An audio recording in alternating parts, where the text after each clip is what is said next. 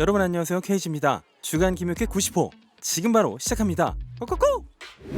미국 애플사가 레전드 배우 오드리 헵번의 전기 영화 프로젝트를 시작했습니다. 감독은 콜미 바이 유어 네임의 루카 구아다니노에, 주연은 캐롤의 루니 마라입니다. 와킨 피닉스의 연인으로 작년에 아들 리버를 낳았죠. 루니 마라가 원래 제작자도 종종 겸했었는데요. 이 영화도 그렇다고 하고요. 이 소식을 들은 오드리 헵번의 아들 션 페레가 반응을 보였는데요. 폭스뉴스의 취재에 응한 그는 사실 이 프로젝트를 전혀 몰랐지만 루니가 기부하고 있고 사랑이 있는 것 같네요 라고 코멘트. 그럼에도 불구하고 배우 릴리 콜린스의 팬들이 극대노를 했다는데요. 릴리의 팬들은 릴리야말로 이 역을 하기 최적인 배우다, 그녀도 자기를 캐스팅해주길 바랬을 듯, 릴리가 오드리 헵번과 더 닮았다 등등 분노의 목소리가 올라오고 있습니다.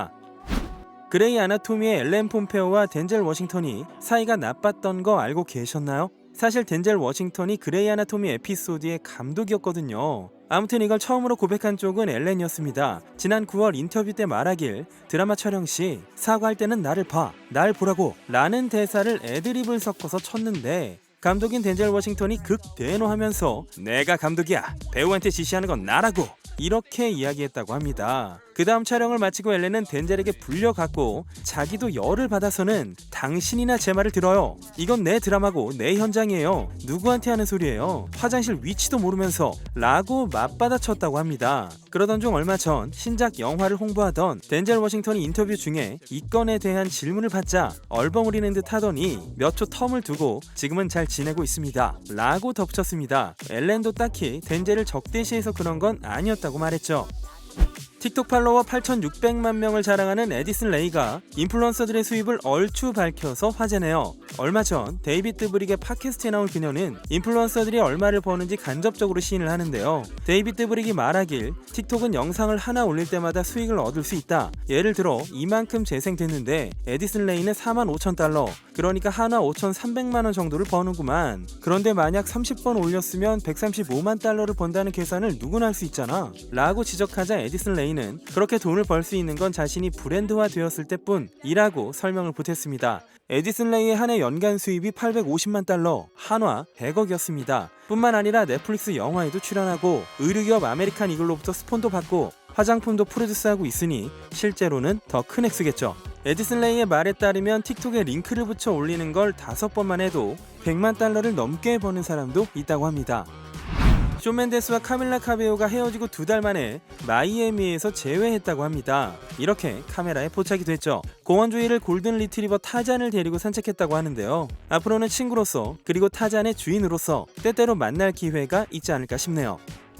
욕을 대차게 먹고 보이콧당한 제79회 골든글로브 시상식. 이유를 심플하게 설명드리자면 골든글로브상 시상식을 주최하는 할리우드 외국기자협회, 줄여서 HFPA가 불투명한 돈의 흐름, 협회 내에 흑인 멤버가 없다는 점, 접대 문제, 성희롱 문제 등 각종 스캔들로 잦은 비판을 받아서 방송사 MBC가 이 시상식을 중단하겠다고 결정을 합니다. 그 외에 복수의 미디어가 참가하지 않겠다고 선언을 하면서 TV 방송이나 라이브 스트리밍은 행해지지 않는 이례적인 형태의 시상식이 된 것이죠. 그렇다고 해서 오영수 배우의 수상을 결코 낮춰볼 수는 없다는 점에는 동의합니다만, 아무튼 이번에만큼은 그냥 조용히 지나가는 분위기였는데요. 갑자기 거물급 배우들이 등장을 합니다. 영화 할로윈으로 알려진 배우 제이미 리 커티스가 사전 촬영 영상으로 한마디를 보탰죠. 지금까지 7차례 골든글로브 후보였고 2번 수상한 데다 과거엔 시상식에서 사회까지 했으니까요.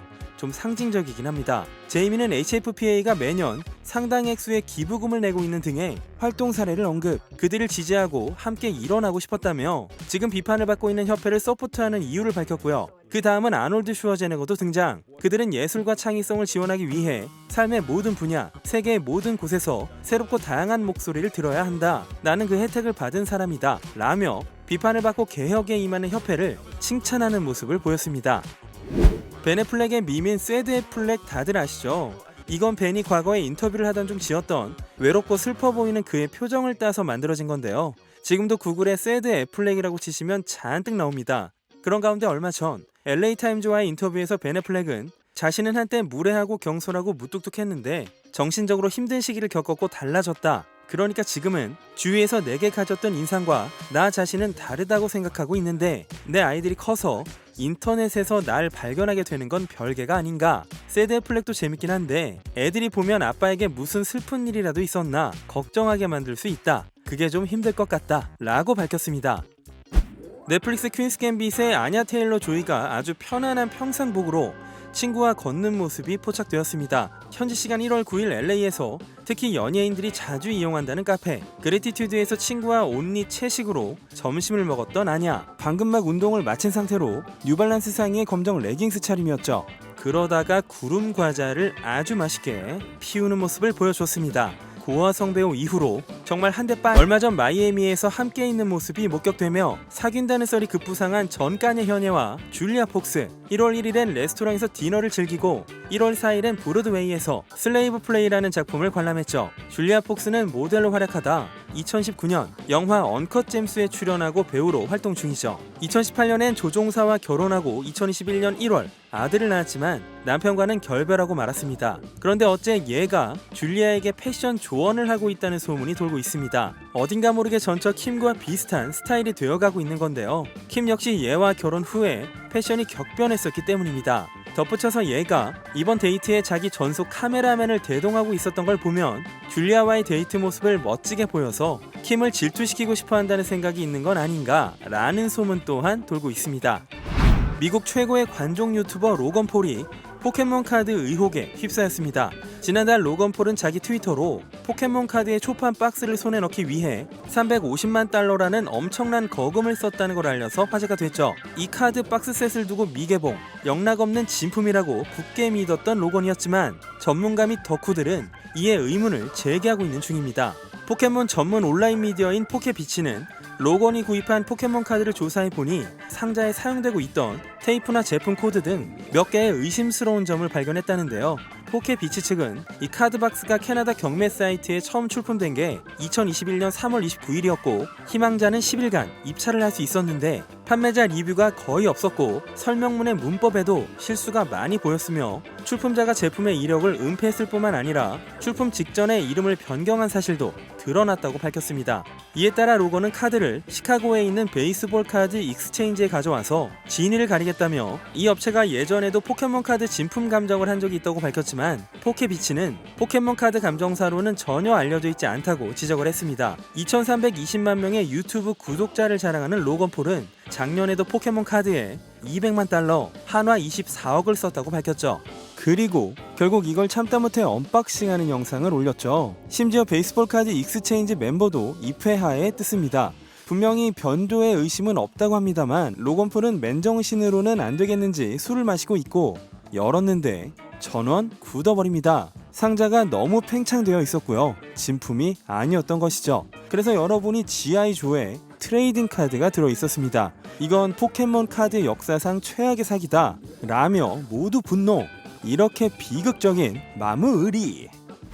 인기 모델 켄달 제너가 작년에 친구 결혼식에서 착용한 것으로 주목을 받은 이 드레스가 다시 구설수에 올랐습니다. 이 드레스가 화제가 된 건 작년 11월이었죠. 켄달은 미국 마이애미에서 열린 친구이자 인플루언서 로렌 페레즈의 결혼식에 레바논 출신의 디자이너인 모못의 블랙 드레스를 입고 참석을 했습니다. 이 드레스의 상반신에는 다이아몬드 모양의 트임이 있는 아주 공격적인 디자인이었는데요. 켄달이 자기 SNS에 이 모습을 투구하자마자 인터넷이 발칵 뒤집히면서 많은 사람들이 이런 복장은 친구 결혼식에는 정말 어울리지 않는다 라며 질타를 했었습니다. 그리고 2022년 1월 1일 로렌 페레즈가 자신의 인스타그램에 2021년을 되돌아보겠다며 이 결혼식 사진을 여러 장 올렸는데요. 역시 이 사진이 메인으로 또다시 11월 때와 같은 비판 댓글이 주르륵 달렸습니다. 그러자 로렌은 그녀는 정말 멋졌고 나도 이 드레스 정말 마음에 들더라 라고 코멘트했죠. 로렌의 이 코멘트를 받아 켄달도 한마디 했는데요. 실은 이 드레스를 착용하기 전에 사전에 로렌으로부터 승낙을 받았다는 점을 밝혔습니다. 이 결혼식에서 신부 들러리도 했었죠.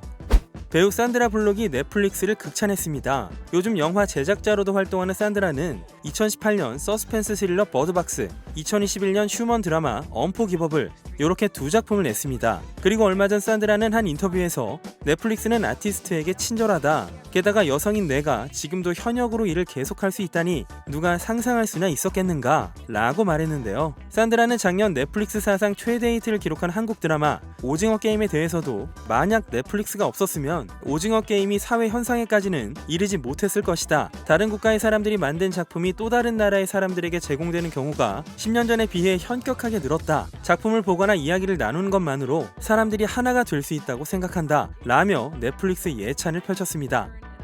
아쿠아맨 제이슨 모모아가 아내 리사 보넷과의 이혼을 발표했습니다. 우리 모두 이 전환기에 압박과 변화를 느껴왔습니다. 혁명이 펼쳐지고 있고 우리 가족도 예외는 아닙니다. 큰 흔들림 속에서도 성장하고 있습니다. 그래서 우리는 결혼의 여정에서 멀어지는 가족의 소식을 공유하게 되었습니다. 뉴스거리로서가 아니고 우리가 인생을 살아감에 있어서 존엄과 성실성을 가지고 행동할 수 있도록 말이죠. 우리 사이의 사랑은 계속되고 있습니다.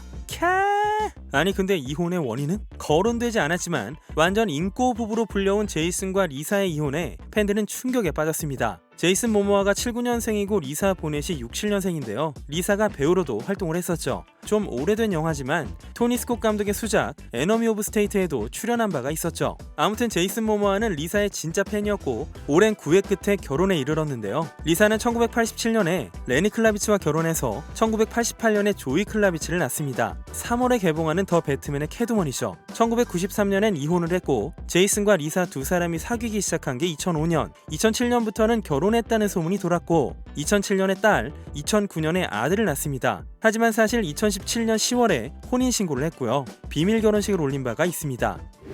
누군가가 이혼을 했다면 누군가는 약혼을 합니다.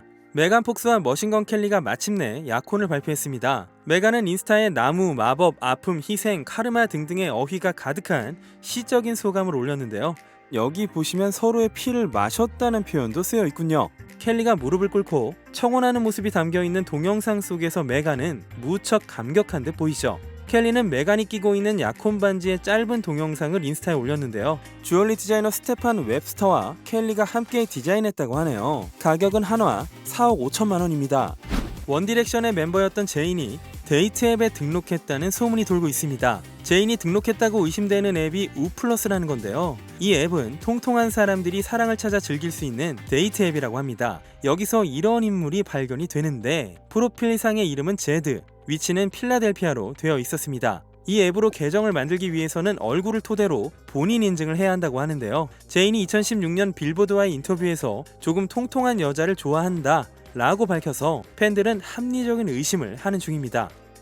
올해 디즈니 플러스로 공개될 예정인 스타워즈 스피노프 드라마 오비완 케노비, 얼마 전 그 프로모션 영상이 공개가 되었는데요. 글쎄 헤이든 크리스텐슨이 등장을 했습니다. 심지어 May the force be with you. 라는 대사를 해줬죠. 2005년에 개봉한 스타워즈 에피소드 3 시스의 복수 이후 무려 17년 만에 아나킨 스카이워커 역을 맡게 된 헤이든. 당시에 청년이었던 헤이든이 나이를 먹은 모습에도 팬들이 주목을 했습니다. 너무 반갑네요. 원디렉션의 아버지이자 아메리카 가탈런트의 매운맛 심사위원으로도 알려진 사이먼 코엘 62세가 13년 동안 사귀던 여친 로렌 실버 44세와 약혼을 했습니다. 사이먼이 바베이도스에 저택이 있는데 이곳에 가족여행을 가서 7살 난 아들 앞에서 프로포즈를 했다고 하네요. 이 두 사람의 관계가 사실 사이먼이 불륜을 한 거였죠. 로렌이 원래는 사이먼의 절친 앤드류 실버맨의 아내였는데 2013년에 이혼하고 사이먼과 사귀게 된 줄 알았습니다. 그런데 사이먼이 그 전에 불륜을 저질렀다고 직접 시인을 했습니다. 촬영장 총기 사고 이후 성실히 조사에 임하겠다던 배우 알렉 볼드윈이 아직 경찰 측에 휴대전화를 넘기지 않았다고 합니다. 뉴멕시코주 경찰이 알렉의 휴대전화의 수사 영장을 발부한 게 벌써 한 달이 지났죠. 산타페 보안관 사무소의 수사관은 알렉의 휴대전화에 사건과 관련된 중요한 대화가 담겨있을 것이라고 생각한다는데요. 12월 16일 수사 영장이 승인된 이후 사망사건을 수사하는 주임형사가 알렉의 변호사에게 메일로 수사 영장을 통지하고 알렉이 그 문서를 수령했다고 경찰은 말했으나 알렉은 인스타그램에 긴 영상을 투고해서 내가 휴대전화에 대해 요청이나 명령, 수사 영장에 응하지 않는다는 건 전부 거짓이다. 이건 한 주가 다른 주에 요청을 하는 과정에서 벌어진 일일 뿐 그 프로세스의 차이 때문에 건네주지 않은 것이다 라고 밝혔습니다. 네, 오늘은 여기까지 하겠습니다. 영상을 재밌게 보셨다면 구독과 좋아요, 알람 설정을 부탁드리겠고요. 지금까지 주간 김용회 K였습니다. You said to see your family, but I ran into you yesterday, and you never saw it coming, babe.